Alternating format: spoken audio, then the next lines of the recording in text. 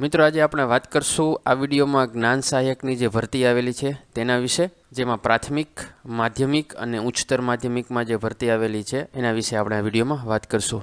તો અહીં તમે જોઈ શકો છો જ્ઞાન સહાયકની પ્રાથમિકની અંદર 21,000 રૂપિયા પગાર સાથે અને વયમર્યાદા રાખેલી જે છે 40 વર્ષ। ત્યારબાદ માધ્યમિકમાં પણ ભરતી આવેલી છે જેમાં 99 એટલે કે પગાર રાખેલું છે 24,000 અને એમાં 45 વર્ષ સુધીની વયમર્યાદા રાખેલી છે।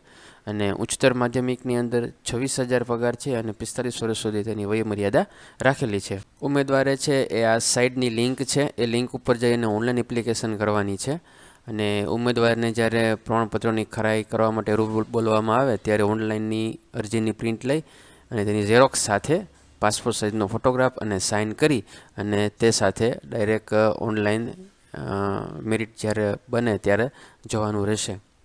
ઓનલાઈનની અરજી કરવાની તારીખ છે 2/12/2025, 12/12/2025 તેની છેલ્લી તારીખ છે। અહીં શૈક્ષણિક લાયકાતની વાત કરશું તો અહીં દર્શાવેલું છે કે વર્ષ 2023માં જેણે ટેટ 2 પરીક્ષા પાસ કરેલી હશે તે ઉમેદવાર છે એ આ ભરતીની અંદર ભાગ લઈ શકશે।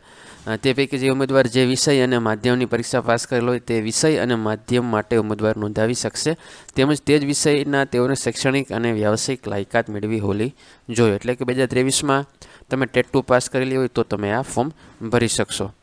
જિલ્લા પસંદગીની અને સ્થળ પસંદગીની જે માહિતી છે તે પણ અહીં આપેલી છે, તે તમે આ વિડીયો પુશ કરી અને જોઈ શકો છો, જેમાં ઉમેદવાર કોઈ પણ એક જિલ્લો પસંદ કરવાનો રહેશે અને મેરિટ પ્રમાણે તે જિલ્લો પસંદગી તમને આપવાની રહેશે, જેમાં મેરિટ યાદી અને પ્રતીક્ષા યાદી પણ તૈયાર કરવામાં આવશે। જ્ઞાન સહાયકની પ્રાથમિક શિક્ષકો માટે આ લિંકમાં ક્લિક કરવાનું રહેશે pre-gransahayak.ssa.gujarat.org અને જે મિત્રોને જ્ઞાન સહાયક માધ્યમિક અને ઉચ્ચતર માધ્યમિકમાં એપ્લાય કરવાનું છે તેને gnansahyak.ssa.gujarat.org ઉપર જવાનું રહેશે। તો આ હતી સંપૂર્ણ માહિતી। વધુ વિગત માટે થઈને આપ સાઇટની વિઝિટ કરી શકો।